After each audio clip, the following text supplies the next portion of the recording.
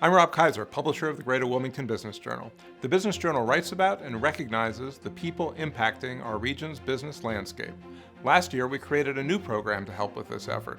The WilmingtonBiz 100 recognizes people in 5 categories: power players, influencers, innovators, connectors, and rising stars. The individuals are selected and featured in the December issue of WilmingtonBiz Magazine. We'll hear today from the Business Journal editor Vicki Janowski about the WilmingtonBiz 100 program and how this year's selections were made. But first, I'd like to thank the sponsors that make the WilmingtonBiz 100 possible. The presenting sponsors are Delta Dental and Seacoast Wealth Management, and the supporter sponsors are Cloudwise, First National Bank, Megacorp, Novant Health, Ren's Insurance, RSM, and the Village at River Landing. We'll hear now from Steve Gaskins with Seacoast Wealth Management and Kurt Laddig with Delta Dental. Hi, I'm Steve Gaskins, CEO and founder of Seacoast Wealth Management. We're excited to be a presenting sponsor again this year for the WilmingtonBiz 100, recognizing the most influential leaders in Southeastern North Carolina. We thank you and we salute you for your achievements and contributions to our communities. Seacoast Wealth Management is Southeastern North Carolina's premier investment and wealth management firm.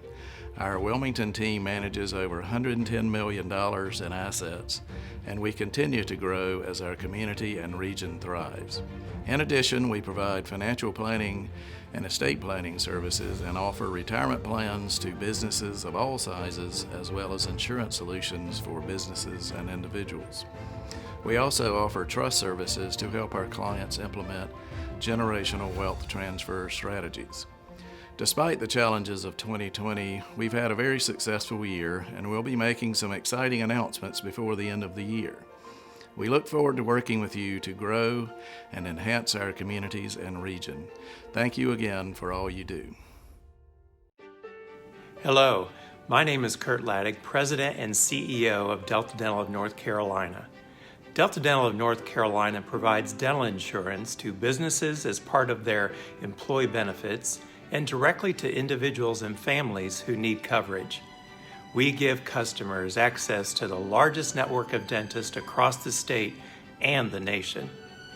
As a not-for-profit dental insurer, a portion of our residuals at the end of each year goes back into our shared community to improve the oral and overall health and well-being of North Carolinians. Although I am not there with you in person today, I am honored to be a part of this celebration to recognize the top 100 power players, influencers, innovators, connectors, and rising stars impacting Southeastern North Carolina's business landscape. This year has undoubtedly been one of the most challenging on record, and it has certainly impacted some more than others. But it's inspiring to see how so many business leaders have embraced change and found new and different ways of operating in this new environment. I wish you all the best as we continue to focus on a bright future for all. On behalf of all of us at Delta Dental of North Carolina, congratulations on this well-deserved recognition. I'm Vicki Janowski, editor of the Greater Wilmington Business Journal. So WilmingtonBiz 100 is a project that we started last year in 2019, and the idea was to capture a list of 100 people in Southeastern North Carolina, but not just the top leaders, although we certainly include them, but also the people who are making an impact in the community, innovating in the business world, and generally people that you should know if you don't already know them. So when we started this, we knew we wanted it to both be a reader input type process, but also something that ultimately is determined by the editorial team here at the Business Journal. So last year and this year, we took nominations from readers from the community, which is particularly important in case there's not someone that we know about or someone that's working hard behind the scenes that we haven't covered. And in fact, many of those people who were nominated this year ended up on the final list. But last year, since it was the first time we've ever done it, we took a look at their career overall and over the years and decades that they might have contributed to our region. This year and in years going forward, we're putting more emphasis on the impact that they made in that calendar year. So for this year's issue in December, it's a look at the people who made great impacts during 2020, which, as we all know, was just an unprecedented year for our area. We don't just focus on the power players, although that's one of our categories. And that reflects the people who lead the largest organizations, have the overall greatest impact, largest employers. But we also name people to other categories, which are the innovators, the people who are disrupting things and giving us a new way to look at ideas or new products to come to market. We have the connectors, which in years past and how we envisioned it were people that were connecting people in real life and throughout the community in person. We wanted to emphasize outside of social media or online how we all got stuck into. But of course this year everything changed with that, and so a lot of people who are on the list this year are actually ones who were real innovative on the virtual end of connecting. Another category we have is the influencers category. So these are people either behind the scenes or very much in the public way and the public figures that are influencing both the business community and public policy in our region. And finally, we have the rising stars category, which we limit to people who are 35-year-old or younger and we feel are making an impact or have already made big impacts in the community and will be the future leaders. Well, obviously the biggest story this year for North Carolina, for the Cape Fear region, and for the world has been the global pandemic for the coronavirus. And we saw both in terms of health impacts and the economy, what that meant for our area. So a lot of people who are on the list this year had a direct role in helping our community both either respond to the health threat or were instrumental in helping people pivot or helping business owners stay in business, keep their doors open. A lot of people really quickly jumped in on the needs that were shown up this spring and contributed to helping out the community. So outside the coronavirus, if you had asked me last December what the biggest news story was going to be for 2020, I have often pointed out that it was clearly going to be whether or not New Hanover Regional would be sold. And a deal for that, ultimately a $5 billion deal, was approved this year. So that was a huge and major story, which is one reason why we focused on that for our cover story for this issue. The impacts of changing ownership for NHRMC and the sale proceeds that will come back to the county for it is something that could impact this area for decades and decades to come. So we definitely have content about that and talking to a lot of people around that. Also, and this is no small thing either in a typical year, but we had 2 IPOs for our companies here, and they were significant business stories for our region. We had PPD in February and then Encino in July. Another major story that came out this year was Canopy Ventures, which launched a $545 million fintech investment fund, which is a significant amount of money and could be a real key milestone in terms of building a fintech cluster in the area. This year they've invested in several companies, so we'll be keeping an eye on who else they look at in the future. Another major story for 2020 was the discussions around race relations and racial strife throughout the country. Unlike in maybe even previous years, was really spilled over into the business community. Lots of companies, both large and small, began to look inward and really look at how they discuss race within the workplace and what it means for their futures as well. This year's cover story does reflect about the hospital discussions and ultimately the agreement that came to it. What we decided to focus on was the Partnership Advisory Group, which was a group of 21 members from the medical community and also the community at large that spent hundreds of hours in meetings and discussions this year talking about the future of the hospital, going through the proposals that came in for health systems that were interested in buying NHRMC, and then ultimately making their recommendation to the county commissioners and to the hospital trustees. So because of that, we did something a little bit different than what we did last year. We added kind of a subcategory to our power players, and those were the people either individually or as that entire group that were involved in that process. And we have a great cover story that really talks about how this group came together, how it was formed, a lot of the issues that they discussed, and just the uniqueness of having a body like this deliberate a possible sale. So everything we've done this year has been tricky for photographs when you have more than one person involved. And that's just something we've also had to get used to doing for the publication. We wanted to show the variety and the breadth of the PAG members. But we also wanted to obviously do it in a way that was going to be safe health-wise. We organized a outdoor shoot in front of the convention center downtown. So we had the beautiful picturesque river in the background, and we spread everybody out and kept them distanced. I think it turned out really good, and it really does show the variety of the people that served on this organization. For the cover, we knew we wanted to feature Spence Broadhurst and Barb Beener, who were the two co-chairs of this advisory group. But we also wanted to pull in a couple other members as well. So we set up a studio, again, downtown and put it together. But when you have 4 people in a very confined space for the cover, you want to make sure that you're not doing anything that promotes showing not being socially distanced. Also, these people are related to the hospital, so they don't want to be seen as doing anything irresponsible. And finally, they just happen to have these matching face masks that were branded as part of the campaign this year with the Novant and NHRMC discussions that they all brought to this shoot. So it just looked visually pretty cool. The way we define power players are the business people and officials who have the greatest impact on the region.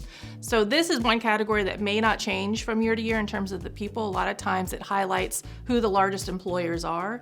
And that was the case in some part this year. But the reasons why they're on the list for many people did change significantly because of everything that happened. For example, we had Chip Mahan on last year and this year as head of Live Oak Bank Shares. And of course, that on its own and all the work they're doing in expansions would have naturally landed him on the power players list again. But this year, Live Oak was a significant player in the federal Paycheck Protection Program that the SBA launched. In fact, they helped more than 11,000 businesses around the country file their PPP loans, and that included more than 7,000 people locally. So clearly they had, both nationally and locally, a big role in helping people keep their doors open right after the shutdown started. We also featured David Simmons, head of PPD, and Pierre Nadet, head of Encino, and the roles our organizations played with their initial public offerings that they had this year, both of which were significant raises. We also this year included Russ Lepatka, who is the manager of Corning's plant here in Wilmington. And many of you guys have seen Corning's facility, you know a little bit about what they do. You might know people who work there, but they actually, as a company, invented fiber optics and started producing that 50 years ago this year at the Wilmington facility. For anyone who's had to work remotely this year or had their kids logging on to classes this year on Zoom via their connections at home, knows exactly the work that they do because of what they are investing with fiber optics and 5G technology. So this year in particular, we've seen the impact that Corning has on our daily lives as well. So our influencers category describes the change makers. And that might be behind the scenes or it might be very publicly. Some of the people that we included in this year's category were Rhonda Bellamy. She's head of the Arts Council for New Hanover County and Wilmington. So she did a lot this year to help artists who couldn't necessarily perform in person. But we also featured her because she played a key role and is continuing to play a key role in developing the Wilmington Rail Trail. So this is a plan to try to redevelop that rail bed that's downtown and make it into a multi-use trail, add pedestrian art. She really did have a driver in terms of getting public input and trying to get a master plan started on that. So a really long discussed project that may be having some movement. That's why we included her. Another influencer that we spotlighted was Dr. Paul Kamitska. He's an infectious disease expert at Wilmington Health, but also the chief epidemiologist at NHRMC. Clearly for reasons because of everything going on with COVID-19, he was a trusted source, for the community throughout the year on what to know about the changing information that we had on COVID-19. Velvet Jenkins, the CEO of the YWCA here in Wilmington, was spotlighted as an influencer as well for many reasons. The YWCA had essential childcare during the initial shutdowns. They expanded their programs to help business owners. But Velva also was an influential voice after the protests started in the wake of George Floyd's killing in May. There was a lot of discussion in our community and around the country about race relations and racial strife, and she participated in a lot of conversations around that issue, both with us and with other organizations in the community. Innovators are people who are the disruptors. They're getting our region to see things in a new and different way. And in this category this year, we had people who were quickly and creatively innovative in the wake of COVID and in the wake of the economic shutdowns. And we had people who were also, along the same time, creating startups and adding to our knowledge base here in the region. So for example, in the COVID reactions, we had people like Beth and Shane Faulkner who own End of Days Distillery, and very quickly, if you remember the shortages on hand sanitizer, turned their gin stills into hand sanitizing factories. So that was a creative example and someone that we spotlighted.